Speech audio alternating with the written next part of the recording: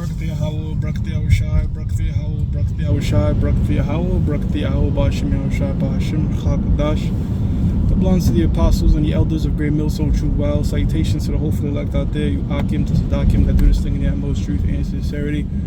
I'm the priest Shaman. This week's topic is going to be entitled Understanding Tariffs and Inflation. Okay, understanding tariffs and inflation. I also speak on some updated current events, all right? And I pray the Most High guides me with this lesson because it's a lot of information. And I hope, through the Spirit I could make things very clear, Also, the things I speak on, I encourage brothers to look into, just to confirm the things I'm saying, right?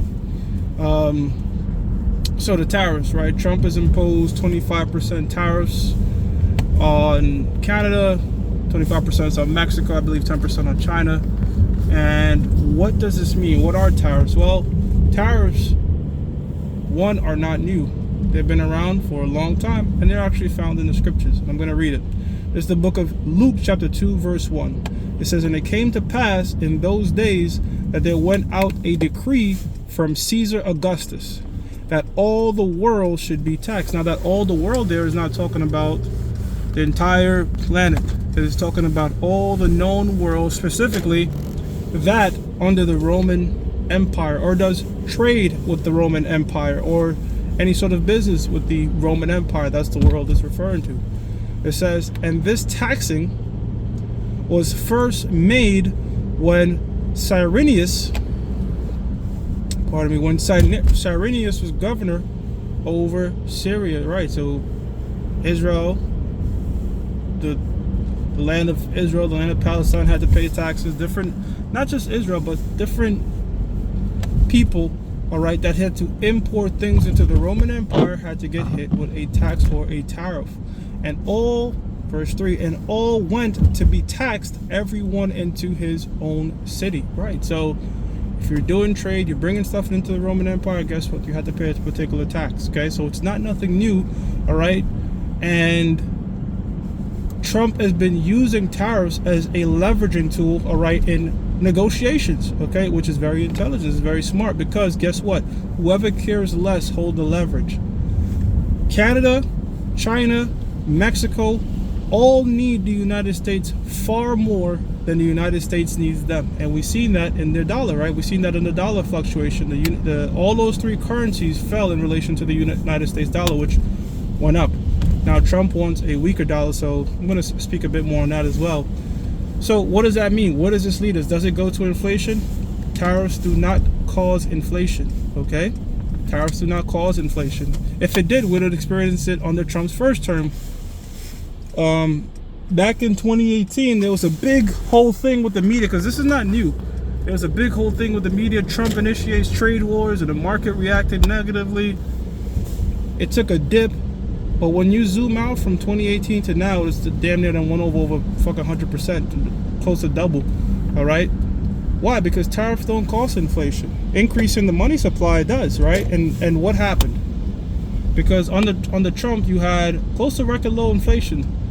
It wasn't lower than Obama, okay, because he did a bit of deficit spending, which sometimes it's good.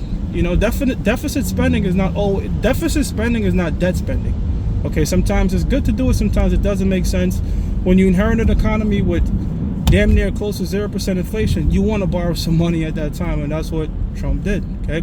So, going back to now, would it cause inflation? No, trust me, you're not going to feel anything at the pump. You're not going to feel eggs go up, none of that stuff, because let's look at it, right?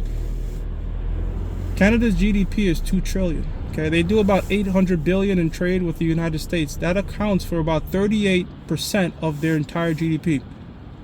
The trade that we do with China only affects about 3%. Same with Mexico and these other different nations. When Biden was in, it was like China is the big bad dog. No, America is the number one. America has the largest economy, the strongest middle. They're the number one. That's just what it is. That's how the Most High got it. They have all the leverage, and Trump knows that, and he's using that to say, look, if we don't work out a deal, I'm gonna hit you with tariffs. He did it with Colombia to get their immigrants back. He said he'll do it with the EU. And yes, this is stuff that he's been saying. He's been saying these things. The media is the mainstream media is very manipulative in a way, man, because they could spin whatever they want. Like, they could show you something and make it news, and really it's not really that major of a deal, right? Like, back in, what, 5 years ago, the big thing was 5G towers, right? Now nobody even talks about that. Remember when at one point 5G towers were melting trees and all this type of shit? And turns out it was just faster routers. What about cops killing Jake? If they flood that enough, that's all you're gonna think about, that's all you're gonna see. Now the new thing is airlines, right? A bunch of, but really, all right, so I saw a video of like an airplane on fire. My thing is, okay, then why is it on fire? What's the logical conclusion? I'm not gonna jump to any wild conclusion. What are the facts? And speaking of which, they released some more information on that helicopter crash. Now, Trump said it was DEI and incompetence. Turns out to be kind of accurate. It was a lot of incompetence, right? You had one person navigating winged aircrafts and helicopter when really it should be two. The FAA is severely understaffed, you know what I'm saying? But again, he used it for his DEI bill. He politicized it against the previous administration. But what I'm saying is this: when they're putting a lot of stuff on the news, it's often better to just step back, let facts come out. Let facts come out. Don't get drawn into any wild conclusions just yet. Let facts come out, and then then we can assess. Let me get the next scripture. So he's pissing off a lot of these countries like NATO. I'm sorry, these different organizations like the World Trade Organization, WTO, the EU. Said he'll put tariffs on them. And again, this is not new. You can look this stuff up. He was at a meeting with European nations, and he said, I don't know why we're giving Germany $187 billion and they're not buying their oil from us, they're buying oil from Russia. He does not like deals that America is not getting a trade surplus about, because we keep hearing this thing about trade deficits and trade surplus. Sure, I'll explain that. When two nations trade, whether importing and exporting, all right, if you make 400 million, for example, exporting to my particular nation, right, and I make nothing close to that on the trade, well, I'm in a deficit, you're in a surplus. And China has taken huge advantage of this to grow their economy. Trump wants to change all that, because I've been saying it through the spirit. I say, yo, this guy is a pure nationalist. I'm just going based on his actions and the shit that he says. He does things in so-called America's best interest. Israel first. He does put Israel first, because we know all presidents have to grab their ankles for Israel.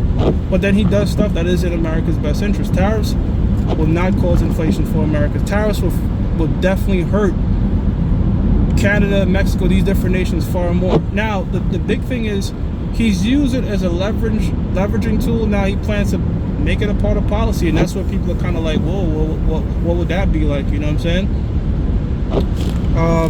Let me read this real quick. So I've said this a lot.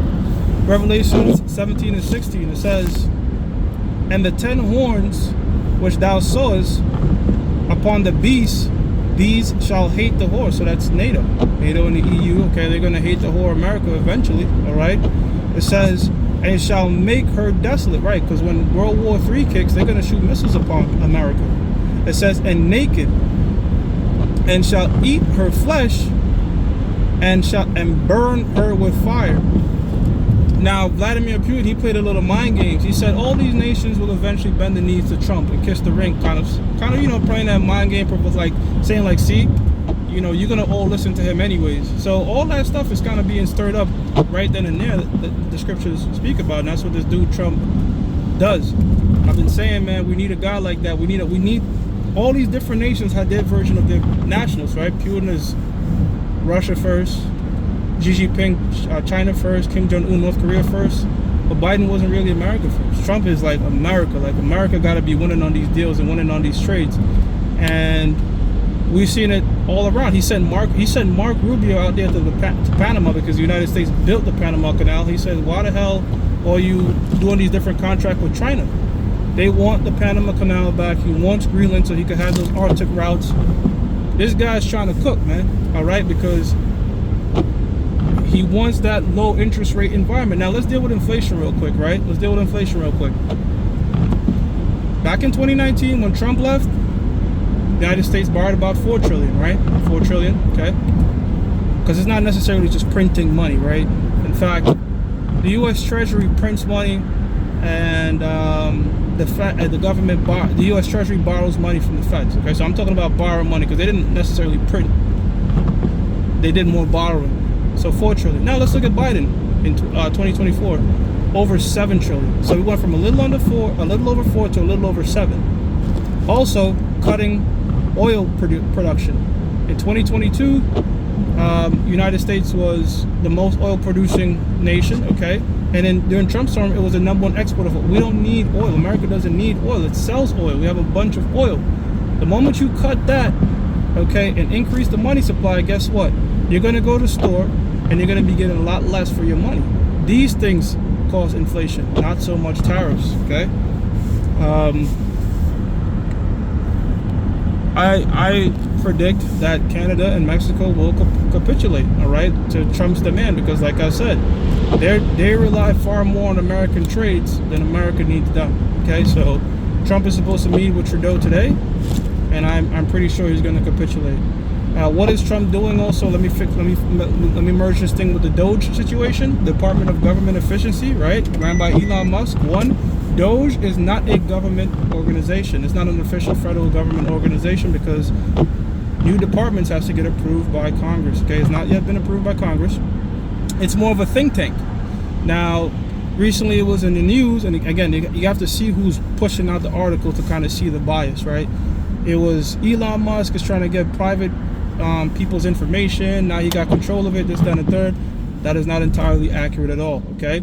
The Department of Government Efficiency, okay, their whole thing is to find item lines that are like, when I say item line, I mean like items that the United States government are spending that they deem wasteful. Now, he wanted particular information in terms of what has the government been doing in terms of internal spending, okay? And the acting Treasury Secretary at the time resigned before giving that information to Elon. So the thing was, okay, then what are they hiding? Why don't they want to show the audits? But guess what? Now that Scott Bessonette has been confirmed by the Supreme Court, right? All that stuff will come to light. And when Trump got that assassination attempt, and I was theorizing why would they possibly kill him, one of the things I mentioned is that Trump will lock people up. He will launch federal investigations. And as time progressed, and we've seen that Biden is issued preemptive pardons and all this stuff is sort of coming into play now, right? Scriptures like their house divided. These devils destroying themselves from within, going after each other. The whole Game of Thrones situation. So these things are playing out, okay? It's going to be very interesting to see. Also the deregulation aspect, right?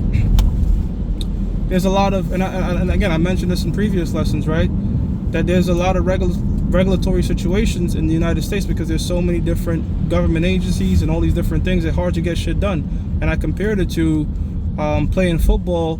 It's a different with 4 refs versus 100 refs. Like no plays will run because everything will be getting called. So they're gonna put an end to that. When you cut these different government programs, guess what? More money could go back to the United States government, hence less borrowing, hence lower rates, hence a weaker dollar, stronger economy, so on and so forth. That's his goal on paper. So I help understand that. If I could simplify the whole trading situation, think about it like this. The United States has subsidized Mexico and Canada via these trade surpluses that they get.